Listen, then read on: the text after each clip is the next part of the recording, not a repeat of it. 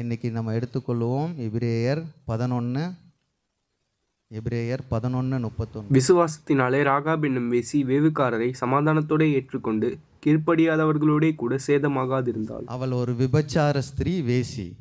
யாரு? ராகாப். அங்கே என்ன போட்டிருக்கு?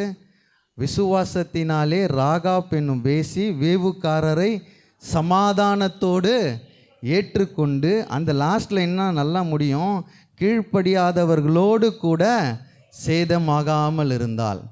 அப்போ நிறைய பேர் கீழ்ப்படியில், இவ கீழ்ப்படிந்திருக்கிறா, அதனால் என்ன ஆகலை? சேதமாகலை. அல்லேலூயா. அப்போ ராகாபுடைய வாழ்க்கையை நான் சுருக்கமாக இன்றைக்கி நான் சொல்லிடுறேன். இந்த வசனத்துலேருந்து எனக்கு ரொம்ப பிடிச்சது என்னென்னா, அவள் தள்ளப்பட்ட கல், நிறைய விஷயம் அதில் ஒரே ஒரு லைன் தான் எனக்கு ரொம்ப பிடிச்சது. சமாதானத்தோடு ஏற்றுக்கொண்டு. இன்றைக்கி நம்மளுக்கு அக்செப்டன்ஸ் வேணும். என்ன வேணும்? இன்றைக்கி வார்த்தையை கேட்குறோம், எத்தனை பேர் அதை அக்செப்ட் பண்ணுறோம்? நடக்குதா? ஏற்றுக்கொள்கிறோமா? பிரதர் ஏற்றுக்கொள்கிறார்.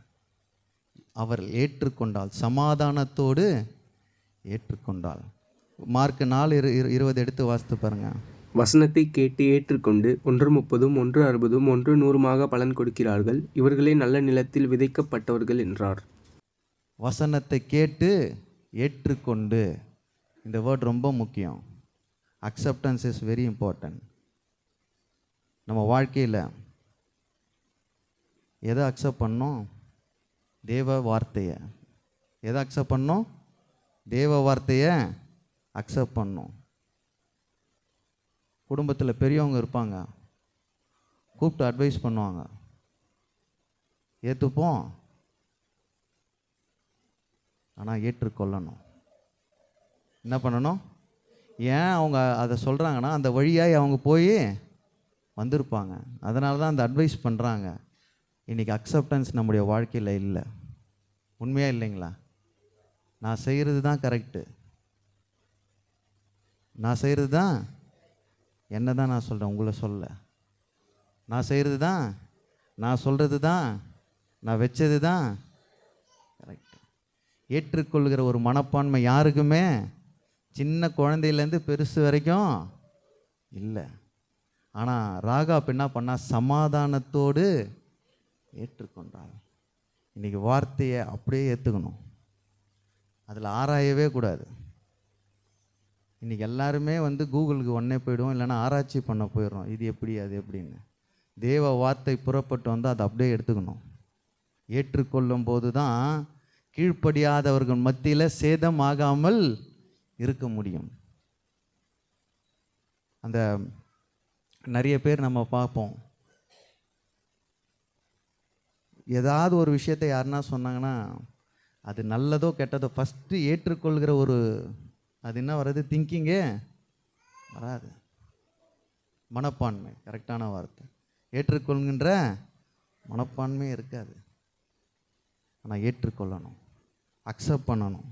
அக்செப்ட் பண்ணும்போது தான் கர்த்தர் காரியங்களை வாய்க்க செய்வார். யோசுவா 2ஆம் அதிகாரம் எடுங்க. அவள் என்ன பண்ணா அப்படின்னு நிறைய பேருக்கு தெரியும், கொஞ்சம் பேருக்கு நான் அதை சுருக்கமாக நான் சொல்லி அந்த வார்த்தைகளை நான் முடிக்க விரும்புகிறேன். யோசுவா 2:1-20. நூனின் குமாரனாகிய யோசுவா சித்தீமிலிருந்து வேவுக்காரராகிய 2 மனுஷரை ரகசியமாய் வேவு பார்க்கும்படி அனுப்பி, நீங்கள் போய் தேசத்தையும் எரிகோவையும் பார்த்து வாருங்கள் என்றான்.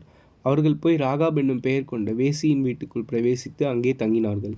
தேசத்தை வேவு பார்க்கும்படி இஸ்ரவேல் புத்திரரில் சில மனுஷர் இந்த ராத்திரியிலே இங்கே வந்தார்கள் என்று எரிகோவின் ராஜாவுக்கு சொல்லப்பட்டது. தெரியும் நினைக்கிறேன். யோசுவா 2 பேர் அனுப்புகிறாரு. யார் 2 பேர்? காலேப்பும்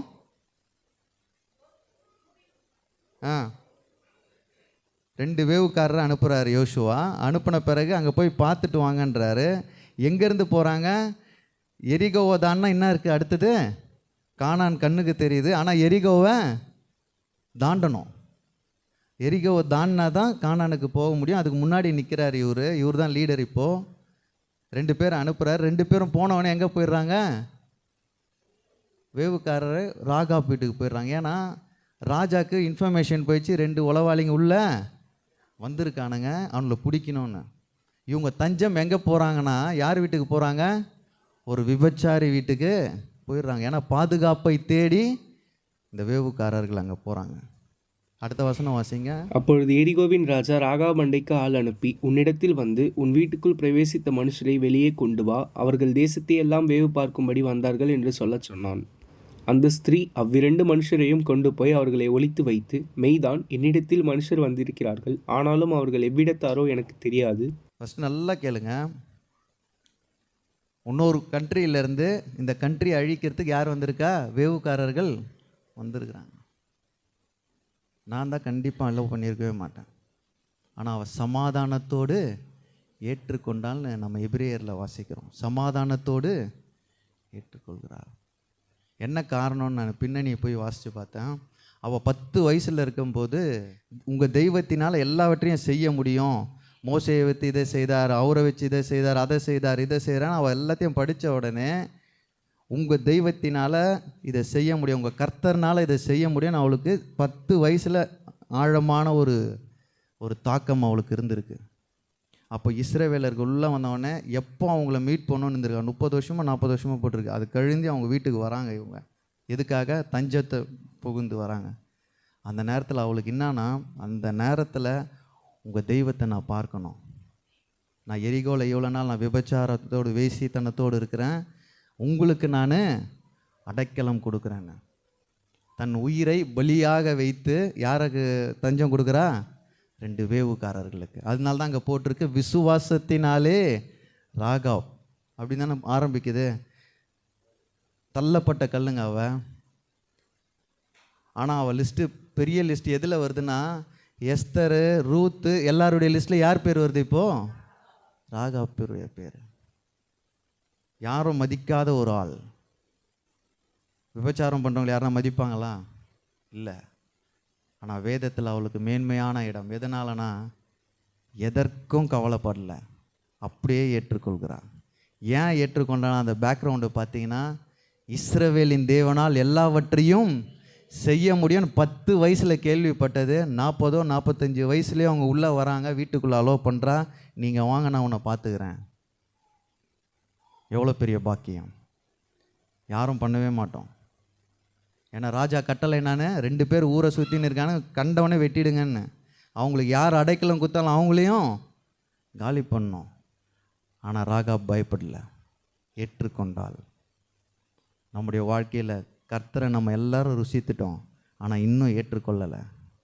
நிறைய பேருடைய வாழ்க்கையில் ஏற்றுக்கொள்ளுதல், அக்செப்டன்ஸில் பிரச்சனை நிறைய இருக்குது. விசுவாசத்தில் அக்செப்டன்ஸே இல்லை. அடுத்த வசனம் வாசிங்க. வாசலை அடைக்கும் நேரத்தில் இருட்டு வேளையிலே அந்த மனுஷர் புறப்பட்டு போய்விட்டார்கள். அவர்கள் எங்கே போனார்களோ எனக்கு தெரியாது. அவர்களை சீக்கிரமாய் போய் தேடுங்கள், நீங்கள் அவர்களை பிடித்து கொள்ளலாம் என்றாள். நீங்கள் எகிப்திலிருந்து புறப்பட்ட போது கர்த்தர் உங்களுக்கு முன்பாக சிவந்த சமுத்திரத்தின் தண்ணீரை வற்றி போக பண்ணினதையும், நீங்கள் யோர்தானுக்கு அப்புறத்தில் சங்காரம் பண்ணின எமோரியரின் 2 ராஜாக்கள் ஆகிய சீகோனுக்கும் ஓகுக்கும் செய்ததையும் கேள்விப்பட்டோம். கேள்விப்பட்ட போது எங்கள் இருதயம் கரைந்து போயிற்று. உங்களால் எல்லாருடைய தைரியமும் அற்று போயிற்று. உங்கள் தேவனாகிய கர்த்தரே உயர வானத்திலும் கீழே பூமியிலும் தேவனானவர். ஒரு தைரியம் வேணுங்க. ஏற்றுக்கொள்றதுல ஒரு தைரியம் வேணும். ராகாப் தைரியத்தோடு ஏற்றுக்கொண்டாள், சமாதானத்தோடு ஏற்றுக்கொண்டாள். அவளுக்கு என்ன நடக்கும்னு கூட தெரில. அடுத்த நிமிஷம் ராஜாவுக்கு தெரிஞ்சிச்சுன்னா எல்லாரையும் காலி பண்ணுவார். ஆனால் கொஞ்சம் கூட பயப்படலை. ஏன்னா அந்த 10-11 வசனத்தில் கிளியராக போட்டிருக்கு, உங்கள் தெய்வத்தினால், கர்த்தரால், இஸ்ரவேலின் கர்த்தரால், வானத்திலும் பூமியிலும் சர்வ அதிகாரம் படைத்தவரால் எல்லாவற்றையும் செய்ய முடியும், அவரை நான் பார்க்கணும் அப்படின்னு அந்த நேரத்தில் அவளை ஏற்றுக்கொள்கிறார். இன்றைக்கி நம்ம நிறைய வார்த்தையை கேட்குறோம், எவ்வளோத்தை அக்செப்ட் பண்ணியிருக்கோம்? ஏற்றுக்கொள்கிறது ரொம்ப குறைவு. பாஸ்டர் ஒரு வார்த்தை சொன்னார், ஊழியக்காரமாக ஒரு வார்த்தை சொன்னால் இன்றைக்கி ஏற்றுக்கொள்கிற மனம் இல்லை. கேட்டுட்டு இப்படி வாங்கி அப்படி விட்டுட்டு போகிறோம். சரித்திரத்தில் இடம் பிடித்தவள் யார்? தள்ளப்பட்ட ராகாப். பெரிய விசுவாச ஸ்திரீக மத்தியில் யார் போய் நிற்கிறா இப்போது? ராகாப். Negative character. எங்கே எடுத்துன்னு வந்து வைக்கிறாங்க? அந்த லிஸ்ட்டில் அவள் பேர் வருது.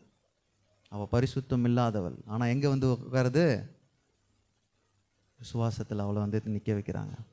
என்ன ஒரே ஒரு காரணம்னா, சந்தேகப்படாமல் அப்படியே ஏற்றுக்கணும்.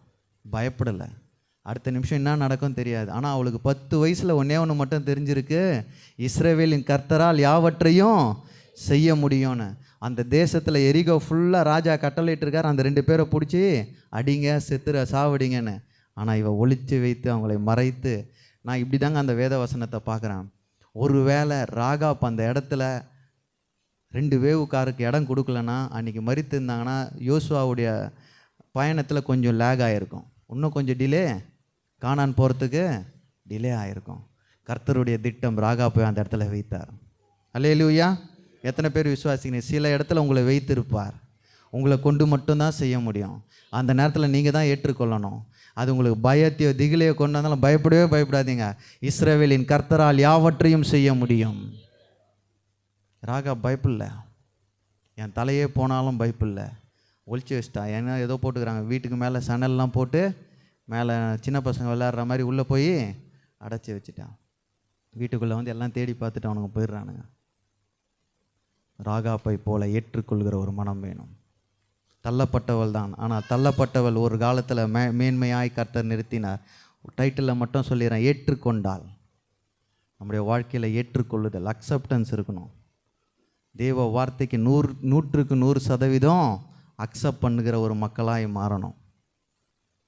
உங்கள் பேரண்ட்ஸ் சொல்கிறத இங்கே கவனிங்க. பேரண்ட்ஸ் சொல்கிறத 100க்கு 100 அக்செப்ட்.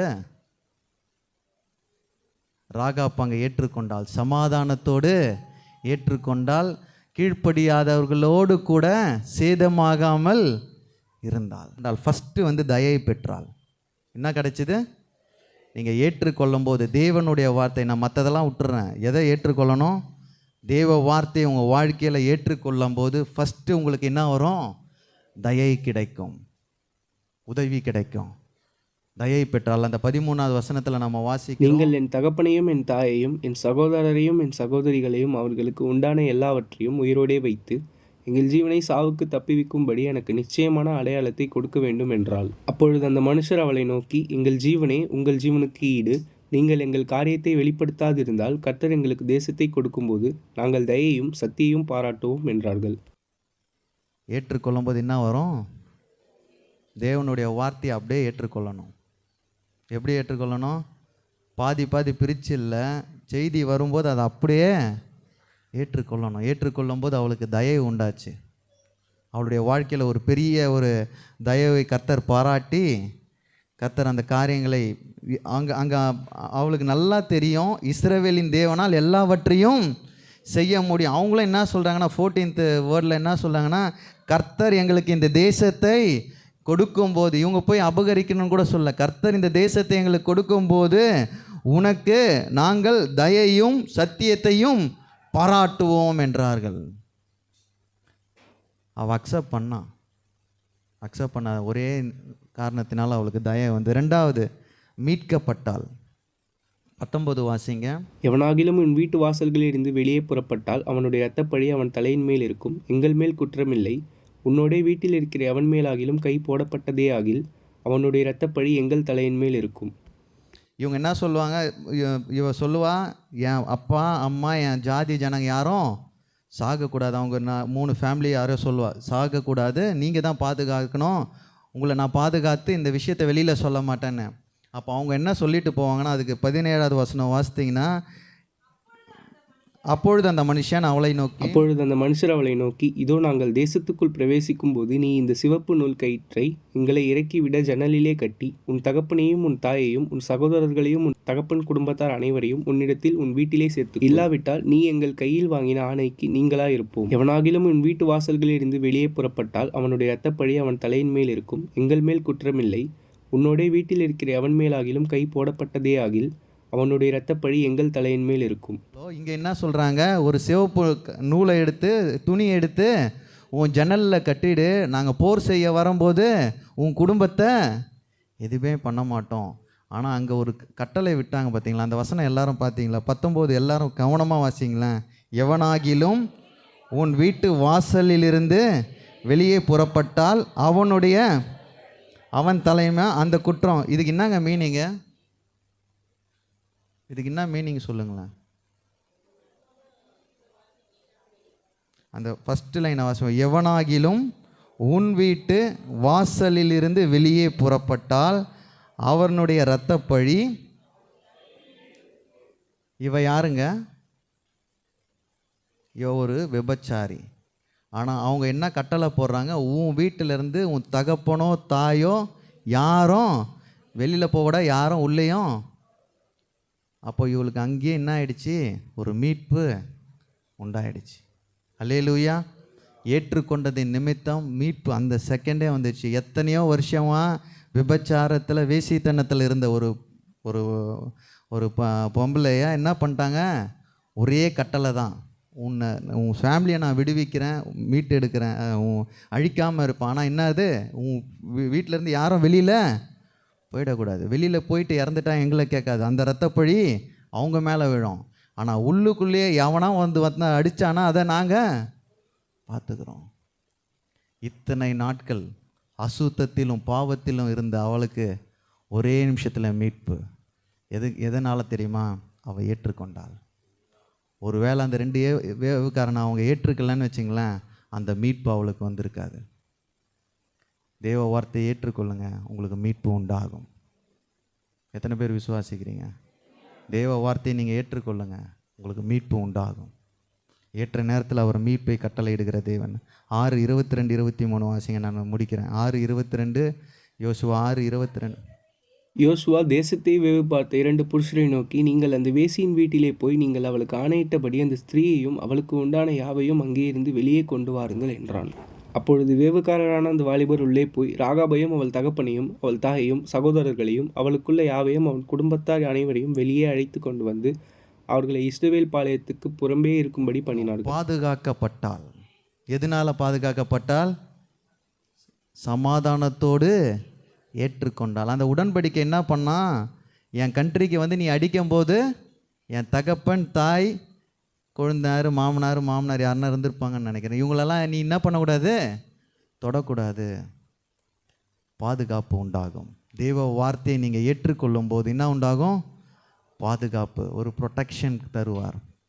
அவளுடைய குடும்பத்தை அவன் என்ன சொல்கிறான் அங்கே? அதுக்கு முன்னாடி வசனம் எல்லாத்தையும் சாவடிச்சிட்டானுங்க, எரிக்கோக்குள்ளே போகிறானுங்க, சகலத்தையும் அடித்து காலி பண்ணிட்டானுங்க. ஆனால் இந்த குடும்பத்தை பாதுகாத்தார்.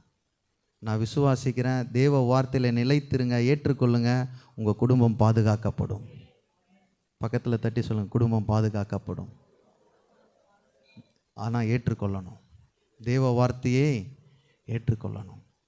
ராகாப் அங்கே ஏற்றுக்கொண்டாள், பாதுகாக்கப்பட்டாள். அவள் பண்ண உடன்படிக்கை அங்கே நிறைவேறிச்சு. அதுக்கு முன்னாடி நான் மீட்புன்னு சொன்னேன் பார்த்தீங்களா? அவங்க அந்த சண்டைக்கு வர வரைக்கும் அந்த வீட்டை விட்டு யாரும் வெளியில் உள்ள. அப்போ இவ வேலை அங்கேயே கட்டாயிடுச்சு.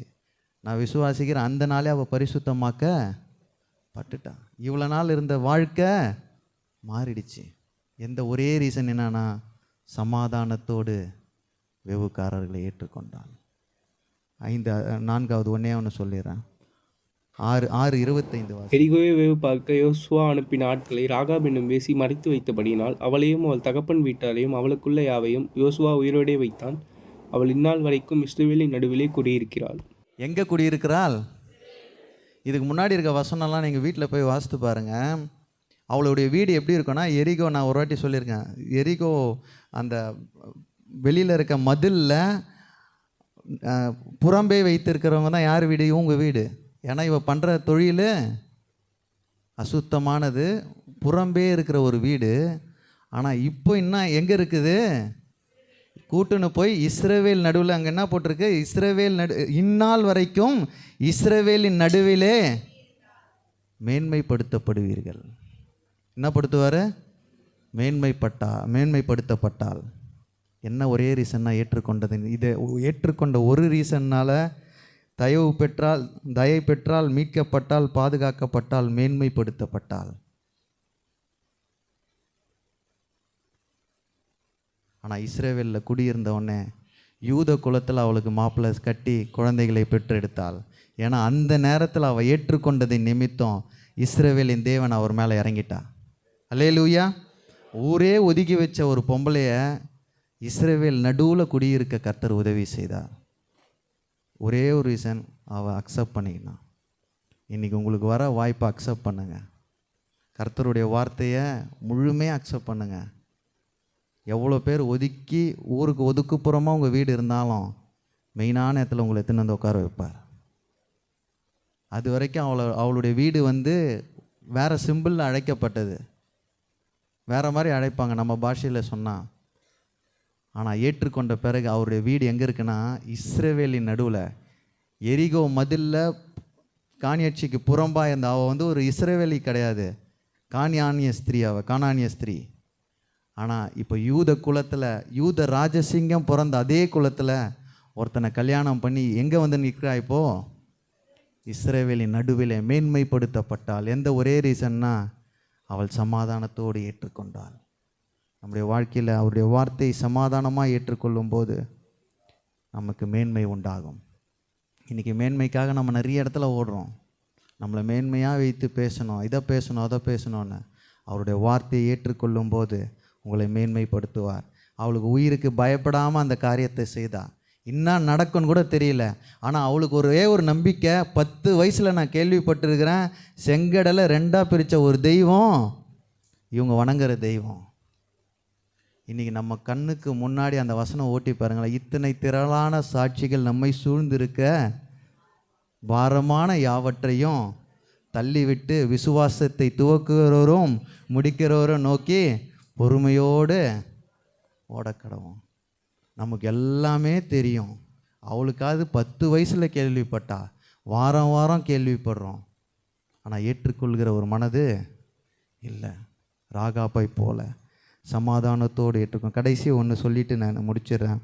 யாக்கோபு 2:25 வாசி. அந்தபடி ராகாப் என்னும் வேசியும் தூதர்களை ஏற்றுக்கொண்டு வேறு வழியாய் அனுப்பிவிட்ட போது கிரியைகளினாலே அல்லவோ நீதியுள்ளவளாக்கப்பட்டாள். கிரியில்லாத விசுவாசம் செத்தது.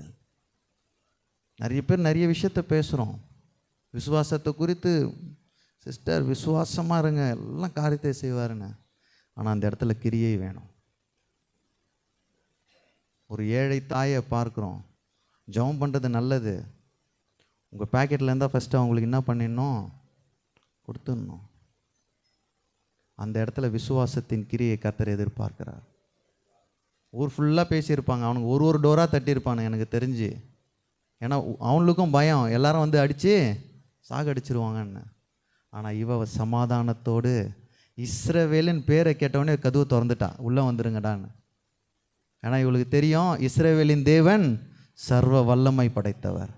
இன்றைக்கி நம்ம தெய்வம் சர்வ வல்லமை படைத்தவர். அந்த வார்த்தையை நம்ம ஏற்றுக்கொள்ளும் போது உடைய வாழ்க்கையில் நீதி உள்ளவனாய் நீங்கள் மாற்றப்படுவீங்க. எவ்வளோ நம்மளை கர்ஸ் பண்ணியிருக்கலாங்க. இன்றைக்கி பிரச்சனை என்ன தெரியுமா? என்னை இவன் திட்டான், அவன் திட்டான், அவன் திட்டான், என் சொந்தக்காரன் திட்டான், அவன் திட்டான், எவன் ஒன்றா திட்டம். அவர் என்னை நீதியாய் பார்க்குறாரா? மனுஷன் கண்ணில் நான் அசுத்தமாக இருக்கட்டும், யாருடைய பார்வையில் நான் நீதியாக இருக்கணும்? கர்த்தருடைய பார்வையில் நான் நீதியாக இருக்கணும். என்னுடைய பழைய வாழ்க்கை எவ்வளோ அசுத்தமாக இருக்கலாம், ஆனால் ராகாப்பை அப்படியே தூக்கி எத்தனை வந்து மேலே உட்கார வச்சிட்டாரு. லிஸ்ட்டில் இருக்கிறாங்க, 4வது பேரோ 5வது பேரோ இருக்குது. வேதாகமத்தில் எடுத்து படித்து பாருங்கள். Negative character. ஆனால் ஒரே ஒரு விஷயம், ஏசப்பா மேலே அவளுக்கு அளவில்லாத விசுவாசம்.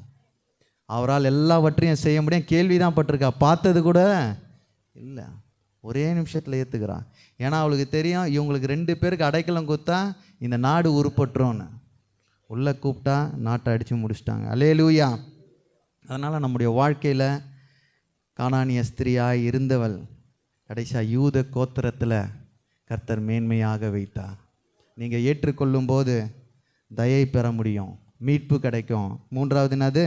பாதுகாப்பு கிடைக்கும், மேன்மை கிடைக்கும், நீதி உள்ளவர்களாய் அழைக்கப்படுவீர்கள். நம்ம வாழ்க்கையில் நிறைய விஷயத்தில் நம்ம பண்ண தப்பையே நிறைய வாட்டி யோசித்து நான் பாவின்றோம். இல்லை, அவருடைய கண்களில் பரிசுத்தமாய் நீதி உள்ளவர்களாய் நம்மை அழைக்க விசுவாசத்தில் கிரியை நடப்பிக்கணும். எப்படி இருக்கணும்? அங்கே என்ன போட்டிருக்கு? கிரியினாலே அல்லவோ நீதிமானாக்கப்பட்டால். எதனால? கிரியையினால் நீதிமானாய் ஆக்கப்பட்டால். நமக்கு கண்ணுக்கு முன்னாடி தெரியுது, ஜெபம் பண்ணுறோம், அந்த இடத்த விட்டு அப்படியே வந்துடுறோம். ஆனால் விசுவாசத்தின் கிரியை அந்த இடத்துல நடக்கணும். உங்கள் பேர் பிரஸ்தாபத்துக்காக பண்ணாதீங்க. எந்த இடத்துல எந்த நீடி இருக்கோ அதை நீங்கள் நிறைவேற்றுங்க. கர்த்தர் உங்கள் தேவைகளை பொறுப்பெடுப்பார். அல்லேலூயா. எங்கெங்கே எது எது தெரியுதோ உங்கள் பேர் வெளியிலே வரக்கூடாதுங்க. எந்த இடத்துலையும் ஸ்டிக்கர் ஒட்டாதீங்க. ஸ்டிக்கர் ஒட்டுற மாதிரி செய்யாதீங்க. வலது கைக்கு கொடுக்கறது இடது கைக்கு தெரியக்கூடாது. கிரியை இல்லாத விசுவாசம் செத்தது. அதுக்குன்னு உங்கள் சொத்தை விற்றுட்டு கொடுக்காதுங்க. கர்த்தர் சொன்னால் செய்யுங்க. அல்லேலூயா. அவள் ஏற்றுக்கொண்டாள்.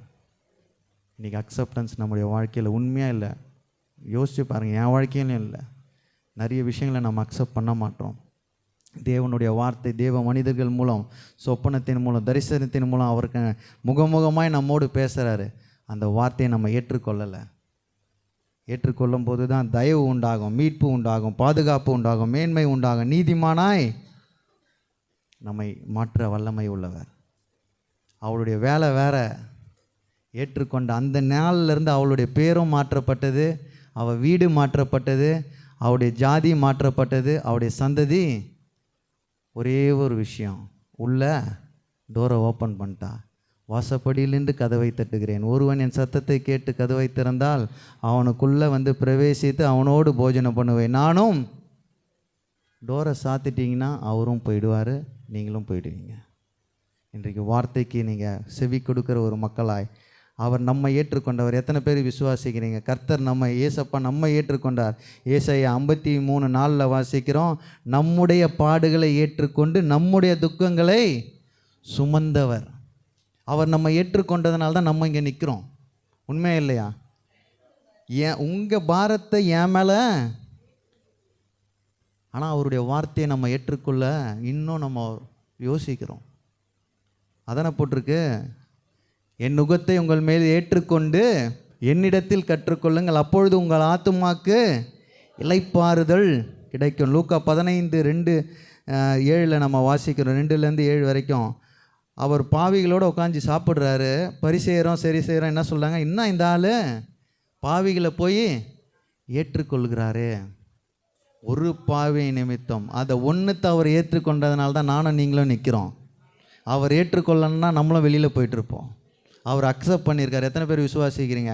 அவர் என்னை அக்செப்ட் பண்ணியிருக்கிறாரு. என் பாவத்துக்கெலாம் என்றைக்கும் என்னை சாவடிச்சுட்டு இருக்கணும். உண்மை, நான் பண்ண பாவத்துக்கு அவர் என்றைக்கும் என்னை காலி பண்ணிட்டுருக்கணும். ஆனால் அவர் என்னை ஏற்றுக்கொண்டார், அவர் என்னை சுமந்தார். அதுதான் அங்கே போட்டிருக்கு, என்னுடைய பாடுகளை ஏற்றுக்கொண்டு என்னுடைய துக்கங்களை சுமந்தார். என் நுகத்தை அவர் நுகமாக எடுத்து ஏற்றுக்கொண்டு வழி நடத்தி வருகிறார். இங்கே பாவிகளை ஏற்றுக்கொள்கிறார். அவர் ஏற்றுக்கொண்டதுனால தான் நம்ம உள்ளே இருக்கிறோம். இன்றைக்கு அவருடைய வார்த்தையை ஏற்றுக்கொள்வோம். எசேக்கியேல் 3:10-11 வாசி பாருங்கள். என் வார்த்தைகளை அல்லாமல் நீ செவி கொடுத்து செவினாலே கேட்டு இருதயத்திலே ஏற்றுக்கொண்டால். இனி எல்லாருமே காதில் கேட்குறோம், ஆனால் என்ன எதிர்பார்க்குறோன்னா இருதயத்தில் ஏங்க அவர் ஏற்றுக்கொண்டதுனால தான் நம்ம உள்ளே இருக்கிறோம். அவர் விரும்புகிறது ஒன்று தான், செவியில் கேட்குறது இருதயத்தில் ஏற்று. பக்கத்தில் தட்டி சொல்லுங்கள், ஏற்றிக்கோ.